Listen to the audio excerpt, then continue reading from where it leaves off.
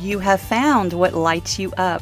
I'm your host, Sunny the Life Coach, and I'm here because I see you searching for something or someone out there to help you feel better.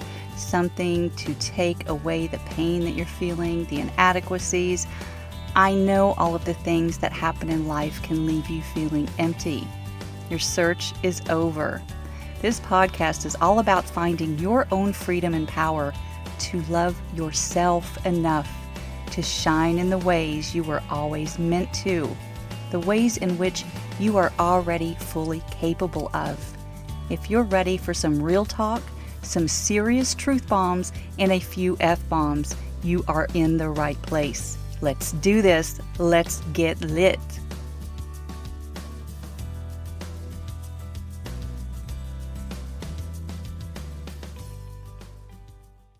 Hey there, welcome to episode 62. Wow, you all, this is the first time in a long time that I've had an opportunity to do a solo episode, and I'm not even mad about it. Because on the other side of that thought, I've had so many opportunities to speak with and connect with other amazing humans. I have truly loved every minute of it, and I hope that you have enjoyed the conversations that have been shared here. Real and raw connections with my friends. In case you missed it, I have shared honest and authentic discussions with former co-workers, current colleagues, and dear friends from around the globe. Some of them even brought their beautiful accents to the mic, and it's freaking fantastic. I do consider each one of them to be my friends, and I'm just thinking about how wonderful that it is to connect in all of the ways that we have. We've talked about pandemic life as parents. We've talked about what it means to live in the fifth dimension, how to deal with stress, how to manifest anything and everything you've ever wanted, being audacious, feeling broken, how hypnosis really works and what our dream state really is, how it feels to be disconnected and then fully connected, aware, awake, and alive, what it means to feel unworthy, and even how it feels to sink into and be with pleasure. That last part is something I don't think we embrace enough. Feeling good for the sake of feeling good. We have become very adept at feeling so awful that we no longer understand how to feel our ecstasy. And why do we run from that? It seems to come down to feeling like we are not enough, right? Not worthy of feeling that, because we've been conditioned to feel that. That, my friends, is the common theme, it seems.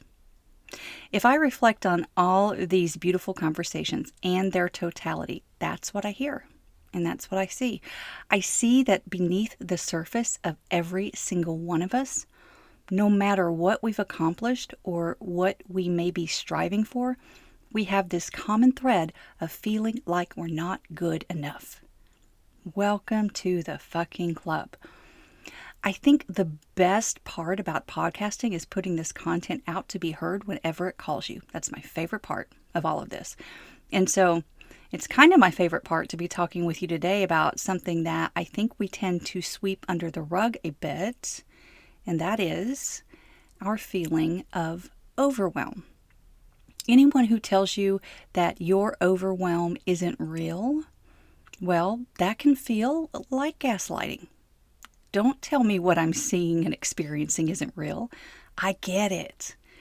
I also get how frustrating it can be to be told to focus on the positive, just be happy all the time kind of thing. Because I think that coaches can be swept into this quite easily and naturally because we ourselves get indoctrinated with various concepts. And it seems lovely on the surface to change your thoughts, change your life, change your mind, change your life, and then reality sets in. It seems easy enough on the surface to say to our clients, okay, there are certain emotions that we humans indulge in, and one of those emotions is overwhelm. But unless you're living that life, or you have lived that life that seems too much, it can come across as dismissive or trite. I get that. And to be clear, I truly believe that we coaches don't mean for it to come across in that manner. But I can totally see how a client may think, walk a mile in my shoes, bitch, when we come to introduce such a concept as you are indulging in this emotion because it is serving you in some way. So let's explore overwhelm today. I think it's important and necessary to do so, especially for the women out there, because here's what I'm learning about that overwhelm beast. It doesn't matter if you are a single mom struggling to make ends meet, and it doesn't matter if you identify as an accomplished professional with a supportive partner. The burden on women in this society should not go unnoticed or unrecognized as a contributing factor to that feeling of overwhelm. Period. Full stop. I have coached several single moms, both on Zoom and in person, so I can see their facial expressions when I tell them that A, their circumstances are neutral, things like being the only breadwinner at 75% of a man's salary, or B, that they are indulging in that emotion.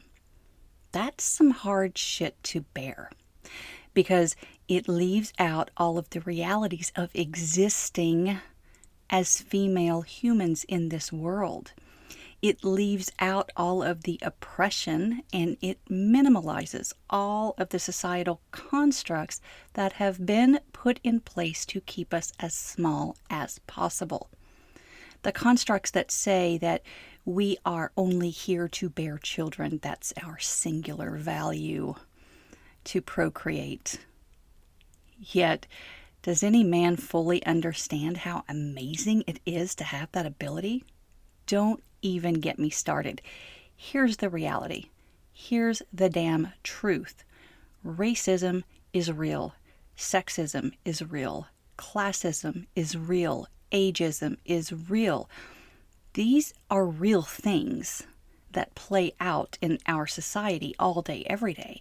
So when we coaches come out there and say that it's a circumstance, we are, in effect and not always intentionally, minimalizing the real world impact that these isms have on our psyche and who we become, how we show up in the world.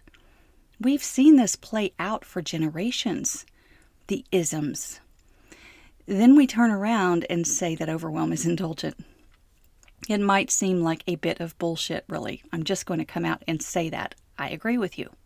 I had a really hard time with it last year when racism reared its ugly head to the surface for the collective of our society, and I saw so many people drawing the lines between what was right and wrong, what was good and bad, what allies should or should not do or say, that it was just a little bit maddening. I digress, but at what point did we determine as a collective that feeling overwhelmed is kind of an ism?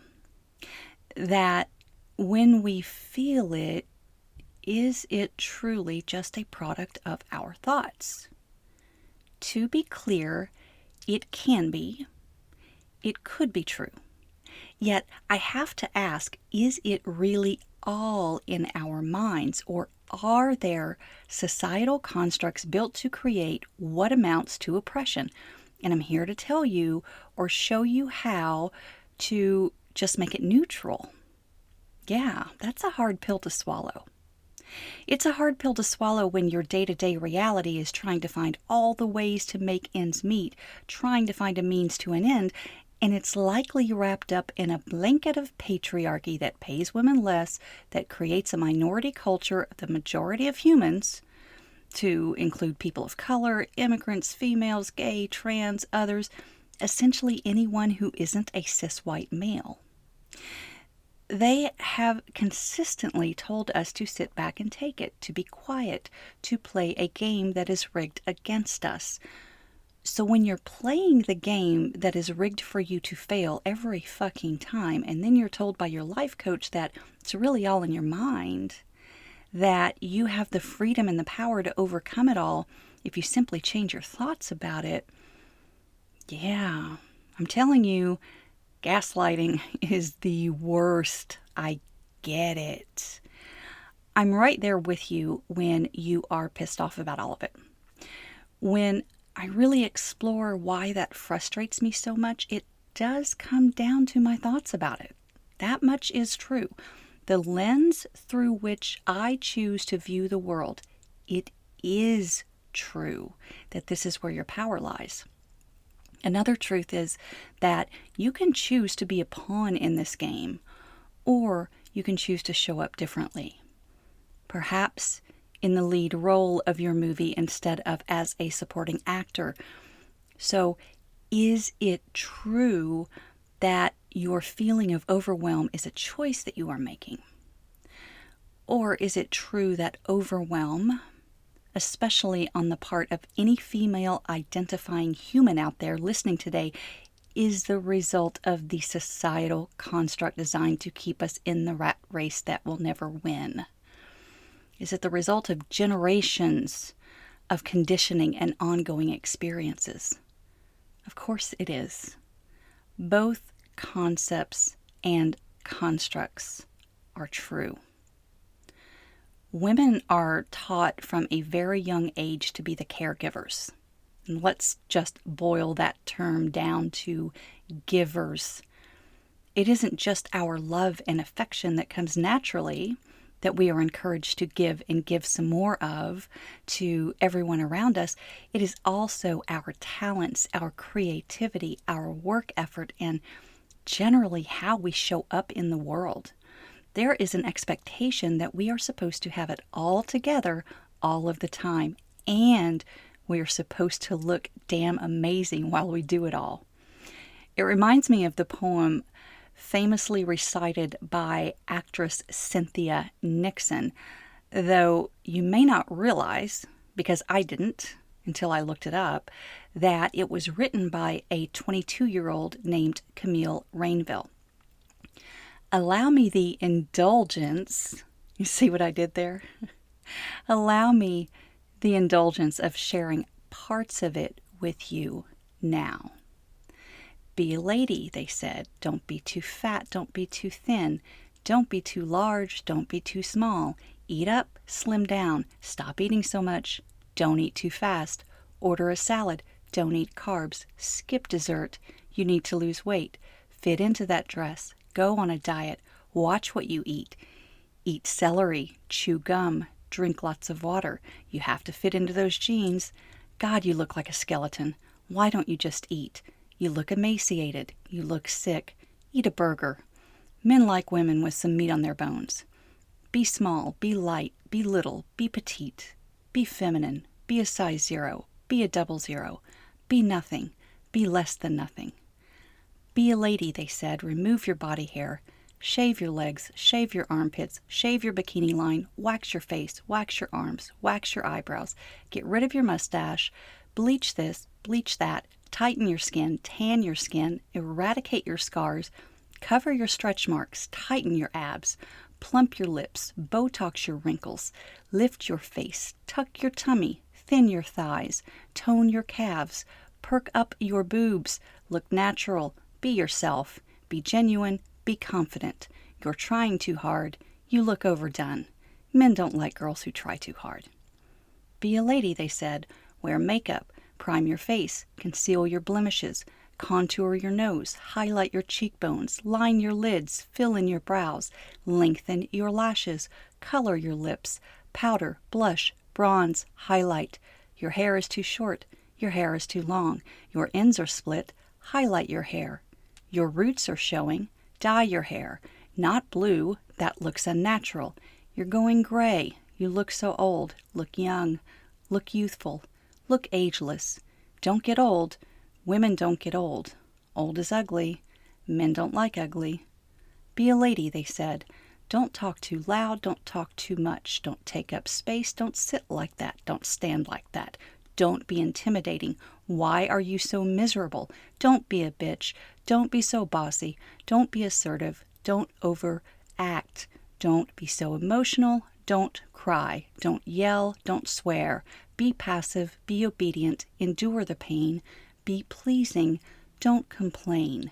Don't make eye contact. Don't bat your eyelashes. Don't look easy. Don't attract attention. Don't work late. Don't crack dirty jokes. Don't smile at strangers. Don't go out at night. Don't trust anyone. Don't say yes. Don't say no. Just be a lady, they said. Oh my God, this is just an excerpt from the overall poem, but you get the idea. This is how we've all been conditioned. Every single one of us. And we are expected to simply unravel a lifetime of this messaging and pretend that doing that isn't contributing to the overwhelm. And for some of us, layer on the complexities of not having the privilege of being white or straight on top of it all. I mean, I appreciate this poem because it's truth, but we are just talking about general behavior here. And yes, it became an anthem for the Me Too movement. We're not even getting into the workplace dynamics and the complete imbalance of home life, raising children if you have children, taking care of animals, property, all of the things. It's fucking overwhelming to be a woman in this world, in this life, in these times. I get it. Because all of those scenarios cited in Camille's poem could easily be reality if you allow it to be. If you accept it as your truth, no doubt. You can take all of the things that Camille is outlining in her poem and then add work, kids, pets, household, and all the other responsibilities, and you have a recipe for overwhelm. It's a real thing.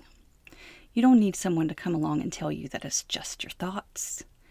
You need someone to acknowledge that this is your reality and show you how to not only cope with it, but also to overcome what feels like drowning beneath crashing waves of patriarchy most days. It does start with acknowledging, yes, this is where I am. Now what? Is this how I really want to live? Is this my existence? Is this why I'm here on this planet, in this body, and in this time? To just try to keep my head above water? To just tread in the deep while the sharks swim around me? That, my friend, is where you do have the power to decide in this moment whether you want to keep treading or swim to shore. It's where you have the power to decide how you want to keep playing this game that is already clearly rigged against you. Do you want to be mindful and strategic about it? Do you want to rise above it? Or do you want to keep fucking treading and struggling to catch your breath? Here's why we don't do it. Why we don't make those changes. We don't want to be seen as bitches. Not by our significant others, by our children, by our coworkers, or by anyone else out there in the world that we cross paths with. We are caught up in the idealistic views of what we think they will see. And so we strive for perfection. We strive to be all things to all people. We try our best to please them because maybe they will love us if we dress the way they want us to, if we have the perfect manicure, the perfect hair and makeup, if we perform the way we think they want us to, if our house is immaculate, if our children are well behaved, if we don't feel the need to apologize for the way our dog barks, if we do all of the things. We are taking all of the ways we ourselves have been manipulated and trying to turn that around on everyone else and trying to manipulate them into loving us. It's a maddening cycle, really. How will they see us? How would our kids see us? And what would their memories of us be if we skip a soccer practice or have another parent do carpool? How would our coworkers and, more importantly, our boss see us if we aren't answering emails at 10 p.m.? What would the HOA really do if our front yard is a little less manicured? What really matters? I will tell you this.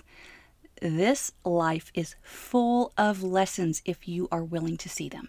I made no secret about my angst over losing power during the winter storm in Texas and freezing our asses off for days. Oh, I haven't forgotten it, but you know what I learned in over 3 days of no electricity? I learned that we need very little to get by in this life. There are a lot of books to be read and games to be played by candlelight. There are forts to be built, and there are stories to tell, and there is resilience to be summoned. I learned that emails and phone calls can sometimes wait. The world won't come crashing down if they are delayed just a bit. And trust me when I tell you that I was that person that wanted to respond to everything in the timeliest manner possible. I used to be that person in my past life. What did I gain from it? Well, let's explore that in just a minute because I think it's important. Before we go there, however, I think it's important to acknowledge that these days we are so caught up in the race that we don't even see the finish line or even remember why we are running in the first place. So I get it. Overwhelm is a real feeling that you experience when you're damn near drowning, and it's a valid feeling because you're trying to be all things to all people, because what would they think of you if you didn't? I get that we want to show up not only competent and capable, but perfect. I'm just saying that we can't manipulate our way into controlling how everyone else perceives us. I think that's where we get ourselves into trouble. And that, I think, is what we're ultimately trying to gain from working so damn hard to be all things to all people, while deep down inside, or even intellectually, we can grasp that that isn't even feasible. We want to try our absolute hardest to prove the whole broken and flawed system wrong, and that we really can do it all. And we rationalize it or try to justify our behavior by telling ourselves that it's quicker if we just do it ourselves. Don't hand some of your workload off to a coworker or one of your children. Not that I'm comparing coworkers to children, but that's what we do. We rationalize and we tell ourselves that it's too painful now to have a singular task done slower or not as competently as we would do it ourselves, so we continue to do it all ourselves, thus perpetuating the cycle and keeping ourselves spinning on that hamster wheel, exerting all of our precious energy. And for what, really? Is there a prize? Is there a feeling of accomplishment? What is it? Maybe it's avoiding the pain of having it done sloppier or slower, and yet experiencing the mounting pain of overwhelm instead. Pain now or pain later. Pick your poison, because you can't avoid it altogether. You don't get to avoid it by taking it all on yourself. You also don't get a guarantee of the accolades or the praise or even the recognition that you're after. And you're after it, admit that, because you don't get to control the other humans involved in your world. Pain now by saying no to someone because you're afraid of the judgment, or pain later by burying yourself in the overwhelm. I've said this before and I'll say it again. It's okay to say no. It's not the worst word to say. Protecting your own energy is not selfish, it's necessary. Like the flight attendants tell you every time that they are reviewing pre-flight safety procedures, put your own oxygen mask on first. Another phrase that I'm sure you've heard is that you can't pour from an empty cup. It doesn't serve you or anyone else to deplete yourself day in and day out. It just doesn't. So I'm acknowledging to you today that overwhelm is a real thing that happens. And while I've given you a bajillion examples as to why it works so well, In our societal structure, it is incumbent upon you to make that change. But it can't be done with just one thought change or a single conversation with me or any other coach for that matter.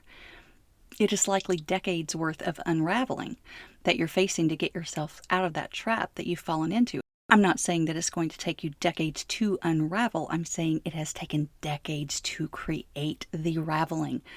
And I'm not saying this to scare you. I'm telling you this so that you understand that overwhelm is a beast. And it's one that can be tamed. It's just going to take some practice. You have to be willing to go through that short-term pain for the long-term gain. Work on creating new habits. Check your response time and your reaction.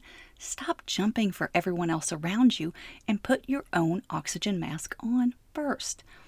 This topic is somewhat reminiscent of my episode on boundaries, and there's a good reason for that. Without boundaries, you fall right into that overwhelm trap.